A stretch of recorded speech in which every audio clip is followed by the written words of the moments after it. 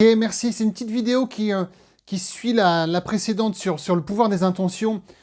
Juste en quelques mots, hein, le pouvoir des intentions, c'est un petit peu comme ma corde de guitare, je ne sais pas si vous l'entendez, qui vibre, et mes intentions me font vibrer exactement à la note que j'ai déterminée. Par exemple, là, c'est la corde de Mi grave.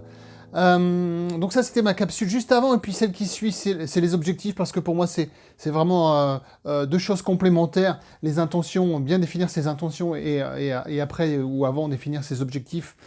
Je travaille avec des entrepreneurs, notamment aussi des étudiants, voilà, toutes sortes de publics, mais je rencontre beaucoup de gens qui n'ont pas forcément d'objectifs précis, je dirais, sur du moyen, voire du long terme. Certains ont des objectifs sur le mois, sur le trimestre, mais sur une année, ça commence à être un petit peu parfois ambigu, c'est pas très clair. Et alors un objectif sur 5 ans, ou sur 3 ans, ou sur 10 ans, alors là, je vous en parle même pas. Très peu de gens pensent à écrire leur objectif et à travailler sur leur objectif sur du long terme. Alors il existe plein de méthodes, si vous venez me voir en conférence stand-up, vous verrez que j'en présente une autre, et je ferai peut-être une capsule d'ailleurs là-dessus, mais je ne veux pas tout dévoiler, parce que après les gens ont moins de plaisir à venir me voir peut-être. Mais en tout cas, je vais vous parler d'une autre méthode du coup qui est un peu plus connue, c'est la méthode SMART. Spécifique, mesurable, ambitieux, réaliste, temporel et écologique. Je vais vous la développer juste après. Pourquoi cette méthode est efficace? Parce qu'elle est assez complète et elle vous permet de définir vos objectifs. Et encore une fois, si on n'a pas d'objectif assez précis, voire très précis, on va avoir tendance à se balader dans quelque chose qu'on appelle la procrastination. La procrastination, je crois que les Français sont assez champions là-dessus, hein. J'avais lu une étude comme quoi le français est assez fort en Europe pour procrastiner. Et on fait tous ça, à vrai dire. On est tous des champions de la procrastination. Donc il n'y a pas de culpabilité à avoir sur le fait de reporter. La procrastination, c'est le fait de reporter au lendemain. Le problème de procrastiner, c'est que parfois on reporte tellement qu'on ne passe jamais à l'action. Excusez-moi, j'ai envie d'éternuer. Et donc la méthode SMART va nous aider à passer à l'action. Pourquoi on parle de méthode SMART? Mais écoutez, c'est très simple, hein. Le S, je ne sais pas s'il est dans le bon sens pour vous, le S, c'est spécifique. Exemple, je viens de vous parler de chef d'entreprise, un chiffre d'affaires, j'aurais atteint un chiffre d'affaires de autant, c'est spécifique. Perdre, je ne sais pas, 500 grammes, hein, c'est spécifique. Tout ce qui est spécifique fait partie de la méthode SMART et va très juste avec le M de SMART, qui est le M de mesurable.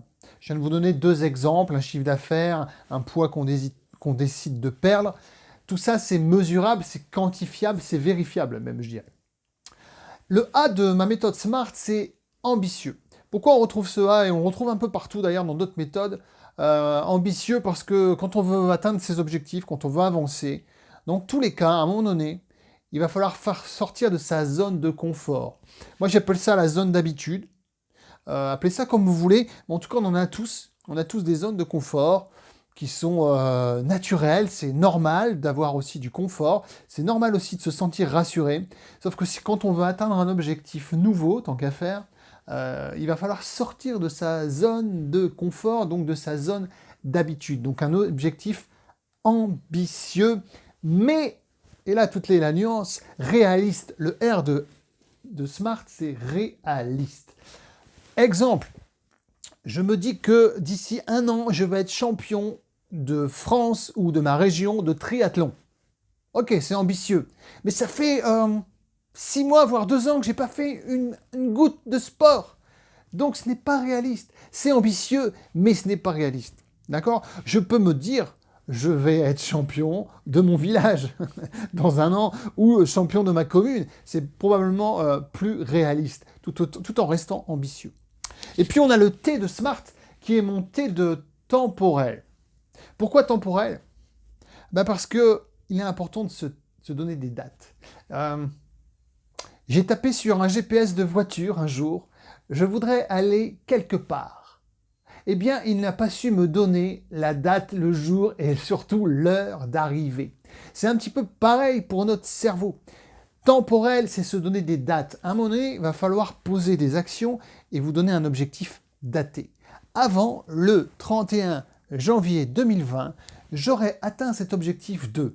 Avant la fin de semaine numéro 33, telle date, j'aurai atteint l'objectif de...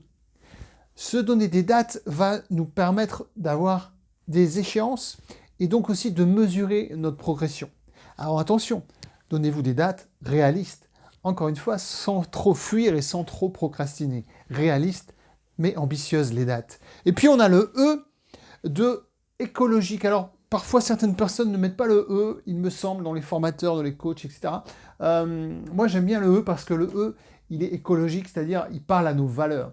Quelles sont vos valeurs? Parce que si votre objectif n'est pas en accord avec votre écologie, c'est-à-dire vos valeurs, votre famille, vos amis, vos valeurs profondes, la famille est une valeur par exemple, si ça ne respecte pas vos valeurs, vous allez avoir du mal à vous mettre en action, ou en tout cas vous allez avancer, mais vous allez vite reculer, vous allez vite laisser tomber.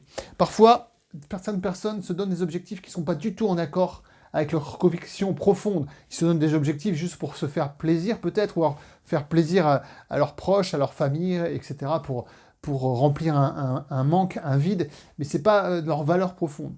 Si vous êtes sur vos valeurs profondes, écologiques, ça va vous aider à avancer. Quelles sont vos valeurs profondes? Les valeurs profondes, c'est très simple. Enfin, c'est très simple. Non, c'est pas si simple que ça. On en a plein. Mais en tout cas, c'est celles pour lesquelles vous passez du temps et dans lesquelles vous vous exprimez. Voilà, si j'entends quelqu'un me dire « Moi, je passe beaucoup de temps avec mes enfants », ça veut dire que la famille, les enfants, l'éducation est une valeur forte. Voilà, merci pour cette petite capsule, de l'avoir suivi. En tout cas, c'était une capsule sur les objectifs qui va avec le pouvoir des intentions juste avant ou juste précédemment, dans l'ordre que vous voulez. En tout cas, tout ça va bien ensemble, il me semble. Merci, à très bientôt pour d'autres vidéos. Pour ceux qui me suivent en live, je suis en conférence stand-up pour 5 dates. Pour Ici on changeait, au Théâtre Galabru à Paris. Merci beaucoup et puis on se retrouve pour d'autres vidéos. À très bientôt, salut, ciao.